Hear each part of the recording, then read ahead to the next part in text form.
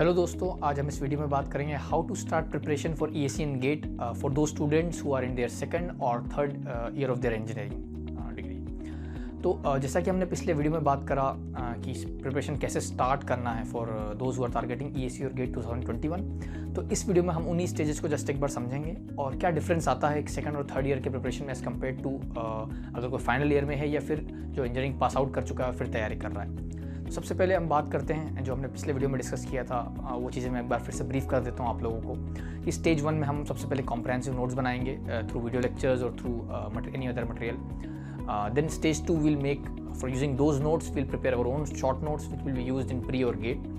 Then stage 3 is all about covering those topics जिनके हम short notes नहीं बना पाए थे, तो उनके शॉर्ट नोट्स बनेंगे। प्लस विल गिव टेस्ट, जो भी टेस्ट है आपका गेट के या ईएससी के प्रीलिम्स का टेस्ट सीरीज़ है वो आप लगाएंगे।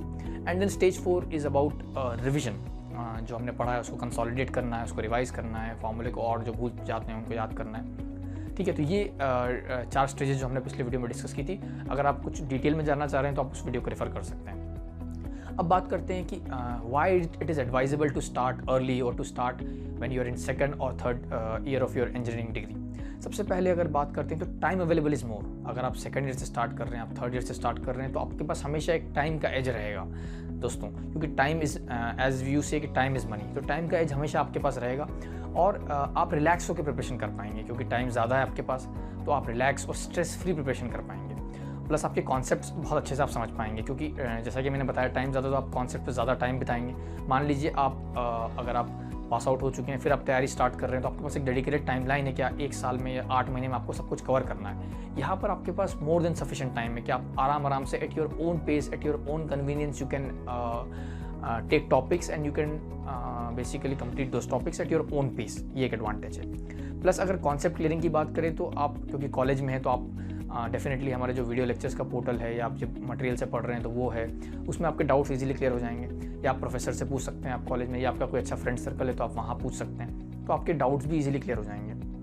तो ये बहुत सारे एडवांटेजेस हैं। प्लस आपका 100% सिलेबस कंप्लीट हो जाएगा अगर आप पहले स्टार्ट कर रहे हैं। ऐसा इसलिए बोल रहे हैं क्योंकि अगर आप कॉलेज ख़त्म होने के बाद आप प्रिपरेशन स्टार्ट करते हैं तो आपके पास कई बार टाइम का इतना ज़्यादा कंस्ट्रेंट होता है कि आप कुछ टॉपिक्स स्किप कर देते हैं। पर यहाँ ऐसा नहीं है, यहाँ आपके पास 2 या 3 साल का पूरा टाइम लाइन है, तो आप सारे टॉपिक्स कवर कर सकते हैं, आपको कोई चीज़ छोड़ने की ज़रूरत नहीं है। तो ये बात हुई सारे जो एडवांटेजेस हैं। मैंने एक बात आपसे इस वीडियो में कही कि स्ट्रेस फ्री प्रिपरेशन है। दोस्तों ये समझना बहुत ज़्यादा ज़रूरी है कि एक स्ट्रेस फ्री प्रिपरेशन जब होती है तो अलग ही उस लेवल में आपका परफॉर्मेंस जो होता है बहुत ड्रास्टिकली इंप्रूव हो जाता है। ऐसा इसलिए, मान लीजिए आप स्ट्रेस में अगर पढ़ रहे हैं तो कई बार आप चीज़ें भूल जाते हैं, आप गलतियाँ ज़्यादा करते हैं। लेकिन यहाँ आपके पास क्योंकि टाइम भी ज़्यादा है, रिसोर्सेज भी अच्छे से अवेलेबल हैं, प्लस आप खुद के पेस पर तैयारी कर रहे हैं, तो बहुत ज़्यादा आप बर्डन नहीं लेते हैं और आराम से बिल्कुल रिलैक्स होकर रिलैक्स माइंड से आप तैयारी कर पाते हैं।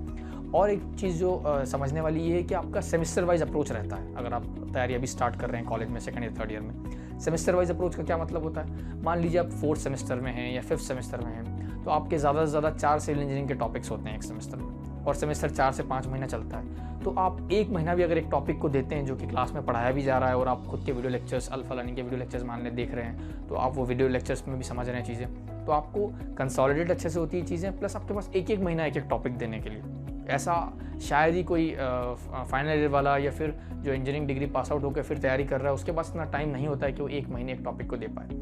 तो ये सारे एडवांटेजेस हैं स्टार्ट अर्ली करने के। सो दोस्तों आपको मैं यही एडवाइस करूंगा, अगर आपको ईएससी और गेट क्रैक करना है तो start early, start fresh and start when you are in your second और थर्ड ईयर। तो इस वीडियो में आज हमने समझा कि those who are targeting ESC and GATE should start preparation early, especially when they are in their second or third year।